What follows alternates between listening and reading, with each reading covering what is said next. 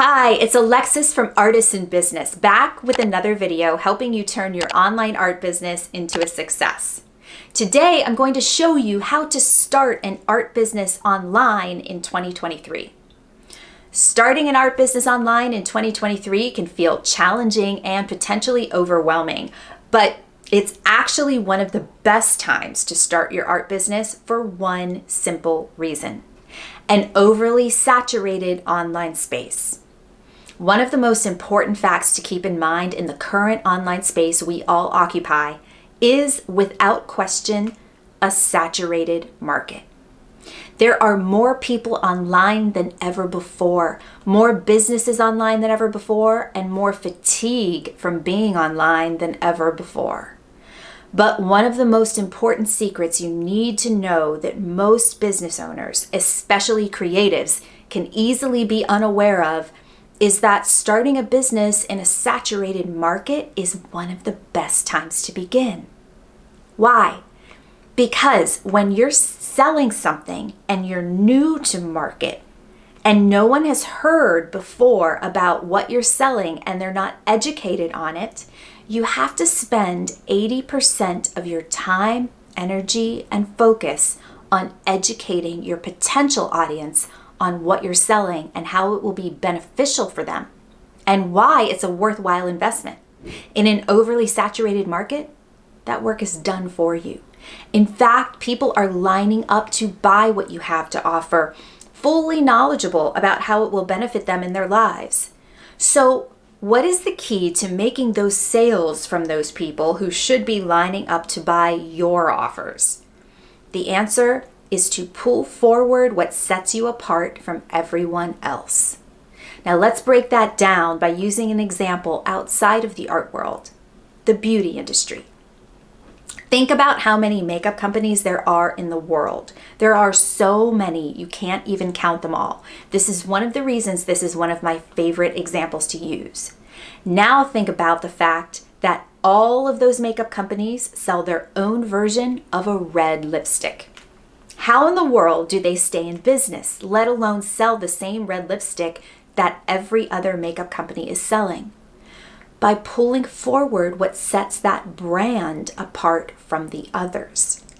Think about the makeup or skincare company you like the best. Why did you choose it? What about the story of the company or the product appeals to you most? There is something about the story and the mission of the brand that speaks to you, causing you to invest in what they have to sell versus all the others. It's the same with your art business online. In order to stand out from the other artists in the world who are selling their art, some of which may be very similar to yours in various ways, you have to simply pull forward what sets you apart from them. So how do you do that? Well, the most simple, powerful, and effective way to do that is through your own story that clarifies why you create the art you create. We call this at Artists in Business your signature story. This is the story that captures the essence of who you are as an artist and how you came to create your work. We've broken the framework of your signature story down into 4 main components: the signature story narrative, the artistic vision, your art biz mission, and your signature story statement.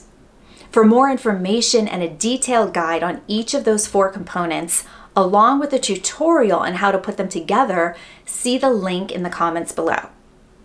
Now, once you have your signature story created, you want to position it online so your potential ideal buyers can find it easily and understand it upon first glance.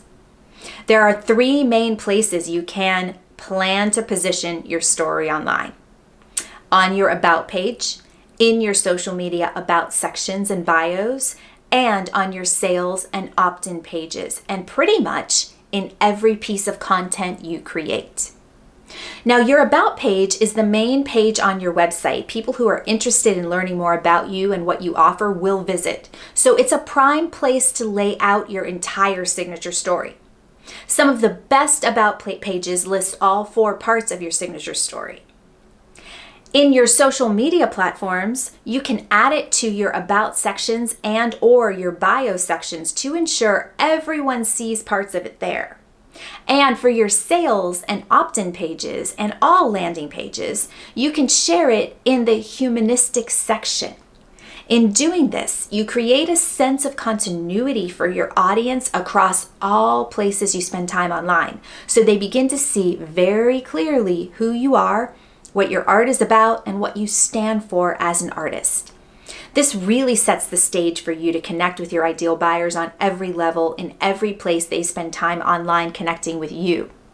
For more info on how to construct your about page, social platforms, and where and when to use an opt-in page and a sales page, see the link below. Once you have this part of your business set up, you're perfectly poised to begin the process of ideal buyer discovery and connection. Be sure to see my tutorial on that in the links below as well.